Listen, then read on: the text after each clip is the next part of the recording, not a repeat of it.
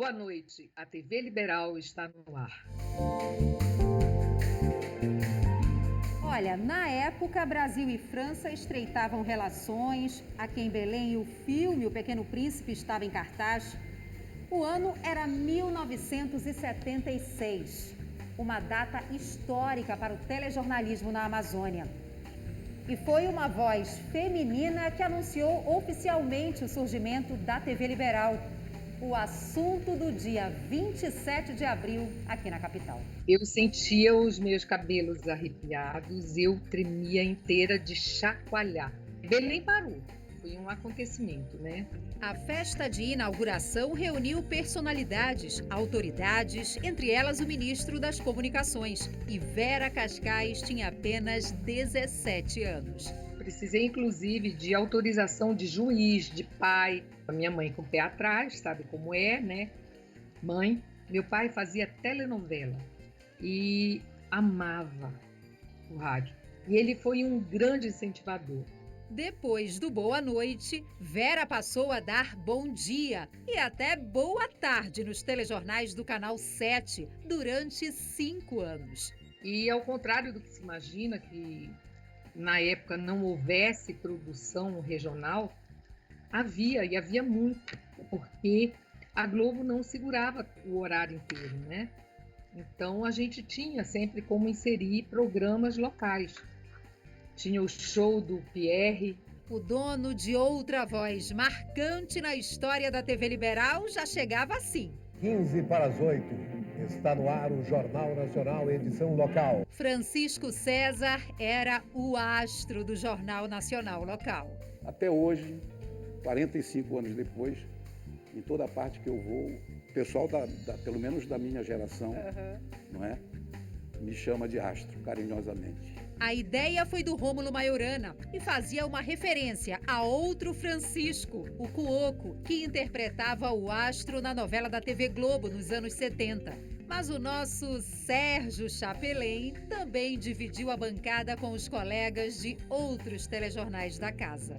Colocou para te homenagear essa logo aqui, viu? Sim, a logo do jornal Hoje. Hoje local. Hoje local. Que tu chegaste a apresentar também. Sim, né? durante muito tempo. Todos os jornais da casa, né? Apresentei o jornal Hoje com a Vera Cascais.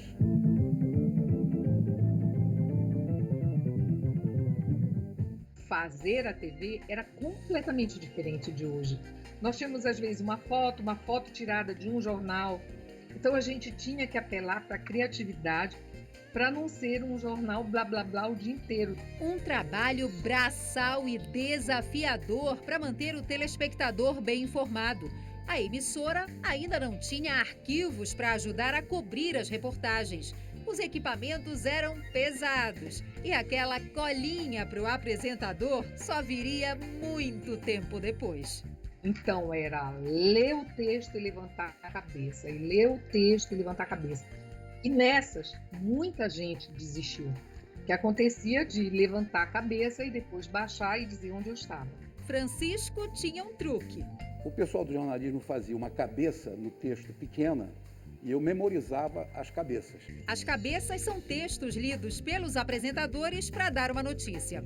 E quando o texto vinha com a cobertura da imagem, aí então eu lia. Esperta. A gente faz isso quando faz ao vivo. Faz também? Faz, claro. Foram 8 anos de muito trabalho no estúdio e nas ruas. Fiz cobertura de Sírio, cobertura do Rainha, das Rainhas.